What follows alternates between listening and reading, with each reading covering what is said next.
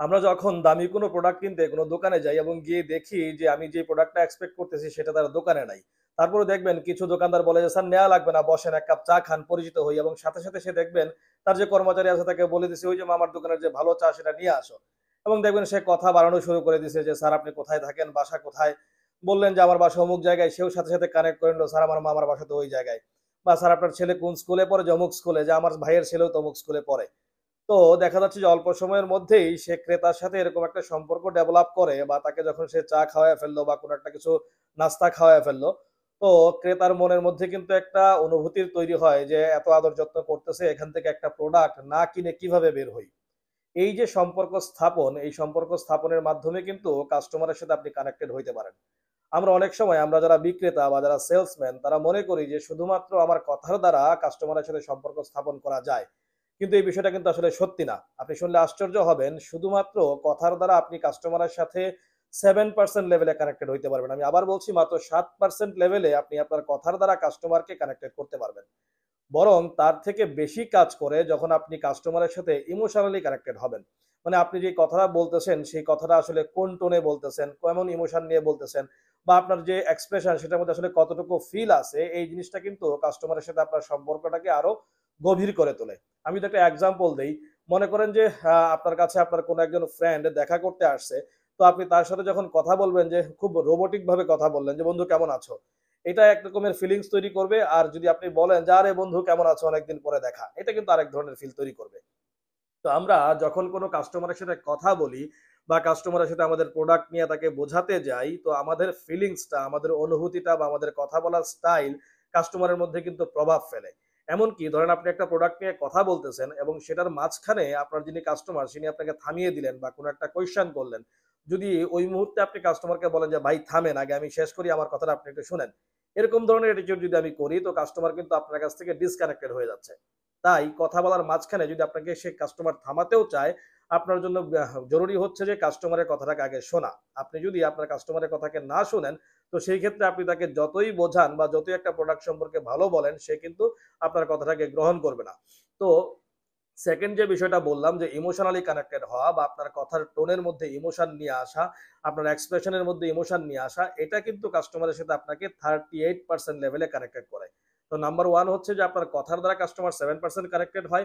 দেন আপনার কথার মধ্যে যে ইমোশন, সেই ইমোশনের দ্বারা কাস্টমার প্রায় 38% লেভেলে কানেক্টেড হয়। আর বাকি যে 55% আছে, সেই 55% কানেক্টেড হয় হচ্ছে আপনার বডি ল্যাঙ্গুয়েজের দ্বারা। আপনার ফেসের যে এক্সপ্রেশন, আপনার বডির যে মুভমেন্ট, এটার দ্বারা কানেক্টেড হয়। এটাও আবার একটা এক্সাম্পল দেই। ধরেন আপনার কাছে আপনার খুব ঘনিষ্ঠ একজন কেউ আসলো, বন্ধু হইতে পারে, বড় ভাই হইতে পারে। তো আপনি তার সাথে কথা বললেন, কথার মধ্যে ইমোশন নিয়ে আসলেন।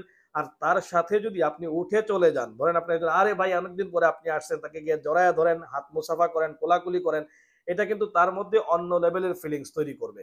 তো একইভাবে আপনার যখন একজন কাস্টমারের সাথে কথা বলতেছেন, কাস্টমারকে যদি আপনি ফিল করেন, কাস্টমারের অনুভূতিটাকে ফিল করেন এবং তার সাথে ওই লেভেলের কথা বলেন, তার সাথে হাত মিলান, তার পরিবার সম্পর্কে কথা বলেন, এই বিষয়গুলা কিন্তু তার সাথে আপনাকে কানেক্টেড হইতে সাহায্য করবে। এখনকার সময়ে একজন কাস্টমার অন্য পণ্য বাদ দিয়ে আপনার পণ্যটাকে কেন কিনবে? এই ফিলিংসটা কিন্তু আপনাকে দেয়া লাগবে।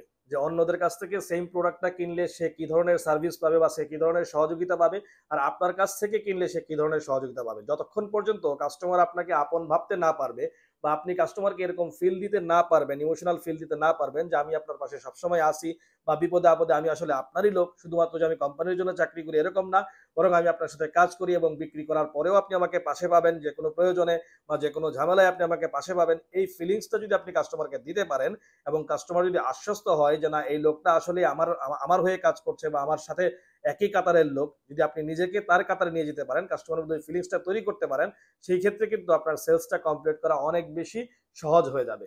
তো আমরা যেটা করব, কাস্টমারের সাথে যখন কথা বলবো বা নতুন কোনো কাস্টমারের সাথে কথা বলবো যে কিনা অন্য মডেলের গাড়ি কিনতে আসছে, হয়তো আমাদের কোম্পানির গাড়ি কিনতে আসে নাই বা আমাদের পণ্যটা কিনতে আসে নাই, তখন ওই কাস্টমারকে মোটিভেট করার জন্য একে তো হচ্ছে যে আপনার ভার্বালি যেরকম তাকে বোঝাইতে হবে আপনার প্রোডাক্টের গুণাগুণ, আপনার প্রোডাক্টের ইউএসপি কি, এই জিনিসগুলো যেরকম ভার্বালি বোঝাইতে হবে, একইভাবে আপনার কণ্ঠের মধ্যে ইমোশন নিয়ে আসতে হবে, ইমোশনালি কাস্টমারের সাথে আপনাকে কানেক্টেড হইতে হবে, যেন কাস্টমার ফিল করে যে আপনি তার প্রয়োজনটাকে বুঝতেছেন।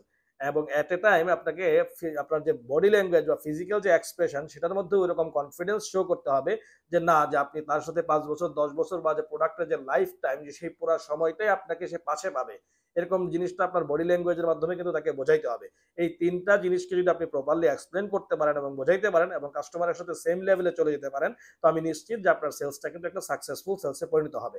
আর এই পুরো জিনিসটাকে প্রপারলি অ্যাচিভ করার জন্য অবশ্যই আপনাকে আপনার প্রোডাক্ট সম্পর্কে বিস্তারিত জানতে হবে, প্রোডাক্টের ইউএসপি জানতে হবে, প্রোডাক্টের যে সমস্ত এডিশনাল ফ্যাসিলিটি আছে সে বা এডিশনাল ফিচার আছে সেগুলো আপনাকে জানতে হবে।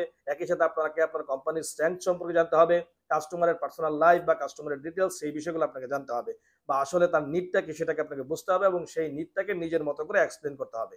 এই টোটাল প্রসেসটা যখন আপনি শেষ করতে পারবেন বা এই টোটাল প্যাকেজটা যখন আপনি তাকে বোঝাইতে পারবেন, তখনই শুধুমাত্র সম্ভব একটা সাকসেসফুল সেল অ্যাচিভ করা। Thank you.